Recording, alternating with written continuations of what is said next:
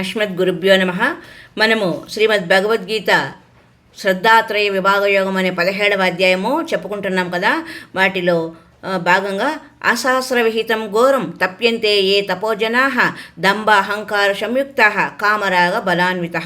దంభాహంకార సంయుక్త అంటే దంభము అహంకారములతో కూడి ఉండివారు, మరియు కామరాగ బలాన్విత కోరికలు ఆసక్తి కలిగి ఉండు బలగర్వితులైన వారు. ఏ జనా ఏ మనుష్యులు అశాస్త్రవిహితం శాస్త్రవిరుద్ధమైన కేవలం మనస్సునకు తోచిన రీతిగా ఘోరం తపః తప్యంతే ఘోరమైన తపస్సును ఆచరిస్తారో, దంభము అహంకారం గలవారు, కోరికలు ఆసక్తి కలిగి ఉండేవారు, బలగర్వితులైన వారు, శాస్త్రవిరుద్ధముగా మనఃకల్పితమైన ఘోర తపస్సును ఆచరించుచూ ఉంటారో మనుషులు, వారు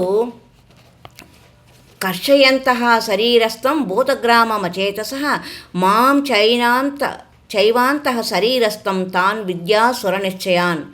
శరీరస్థం శరీరముల యందున భూతగ్రామం భూత సముదాయమును చ అంతఃశరీరం మరియు అంతర్యామిగా ఉన్న మాం ఏవ పరమాత్ముడనైన నన్నే కర్షయంతః కృషింపజేయుదురు తాను అచేతసః అట్టి అజ్ఞానులను ఆసుర నిశ్చయాన్ విద్ధిహి ఆసుర స్వభావములు కలిగిన వారుగా తెలుసుకొనుము.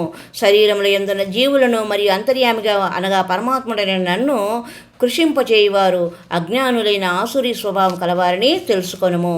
ఆహార స్పృశసి సర్వస్య త్రివిధో భవతి ప్రియ యజ్ఞస్తపస్తదా దానం తేషాం భేదమిమం శృణు.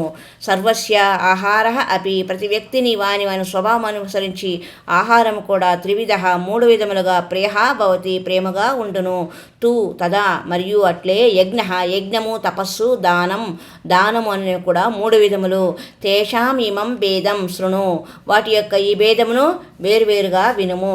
శరీర ఇంద్రియ మనస్సుల రూపములలో పరిణతి చెందిన ఆకాశాది పంచమహాభూతములు శాస్త్ర విరుద్ధమైన ఉపాసన ఘోరములైన ఆచరణ ద్వారా శరీరం కృషింపచేసి భగవదంశైన జీవాత్మను కష్టపెట్టుట, భూత సముదాయమును అంతర్యామి అయిన పరమాత్మను క్లేశముల పాలు చేయుటగును అగును. దీనికంతా కారణము తీసుకునే ఆహారము అని చెప్తున్నారు. మనుష్యుల స్వభావం అనుసరించి వారికి ఇష్టములైన ఆహారములు కూడా 3 విధాలుగా ఉండును. అట్లే ఆయా మనుష్యులు ఆచరించే యజ్ఞములు తపస్సులు దానములు కూడా 3 విధములుగా ఉంటుంది. వాటిని గురించి వేరువేరుగా విశదపరుస్తాను వినుము అని చెప్తున్నారు. ఈ 3 గుణాలు కలిగిన వారు ఎటువంటి ఆహారాన్ని ఇష్టపడతారు? సాత్విక గుణము, రాజస గుణము, తామస గుణము కలిగిన వారు ఎటువంటి ఆహారాలను ఇష్టపడతారు, ఎటువంటి ఆహారాలను తీసుకుంటారు, ఎట్లా వాళ్ళు ప్రవర్తిస్తారు అనే స్వభావం ఎట్లా ఉంటుందనే విషయము మనము మరి ఒక సంచికలో తెలుసుకునే ప్రయత్నం చేద్దాం. హరి ఓం తత్సత్.